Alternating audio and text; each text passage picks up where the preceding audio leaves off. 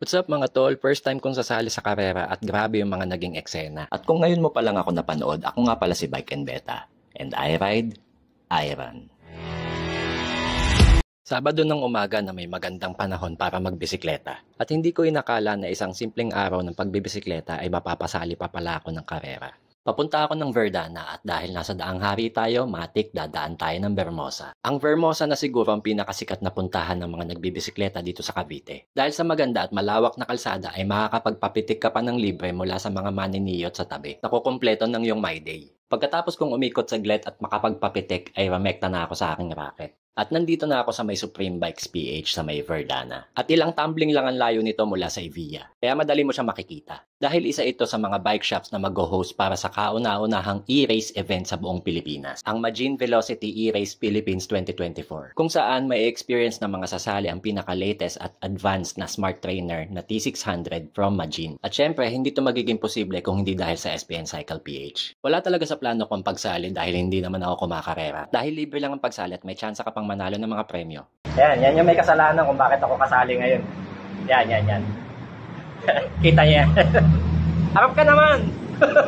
At ayun na nga, kinalas na yung bike ko dahil yun ang ilalagay sa smart trainer na gagamitin ko. Mas okay na rin dahil mas kilala at kabisado ko na yung bike ko. Special yung pagsali ko dahil ako lang yung kategory na tito. Karamihan ay kabataan at nasa kalakasan pa ang mga sumali. At wala naman talaga sa plano ko ang manalo. Napasali lang ako para sa experience at dahil nga naudyokan lang ako. At after naming mag-briefing at mag-warm up sandali, ay isinalang na ako bilang unang contestant. Time trial lang labanan at ang ruta ay merong haba na 4 na kilometro. 4 kilometers ng pinaghalo-halong patag, lusong at ahon. Hindi ko inakala na magiging mas mahirap para sa akin ang indoor cycling kaysa sa pagbabike outdoors. Mas intense at dama mo bawat padyak at ramdam na ramdam mo ang bawat slopes o tarik ng ahon. Kung gaano kabigat. Sa unang 1.5 kilometro ay parang ayos lang. Pero habang tumatagal ay dun ko mas nararamdaman ang intensity ng indoor cycling. Masarap sa pakiramdam sa totoo lang. Dahil damang-dama mo yung adrenaline sa iyong katawan. At sa huling 500 metro ay parang sasabog na ang puso ko. Pero wala akong magawa kundi pigain ang aking sarili at mga hita at tapusin ang karerang ito. At salamat sa Diyos dahil natapos ko ang pinakaunang karerang sinalihan ko. Napakasan, di ba? 7:37. First race. 1-1. Finisher. Wala medals, ha? Wala medals. Cloud9 meron.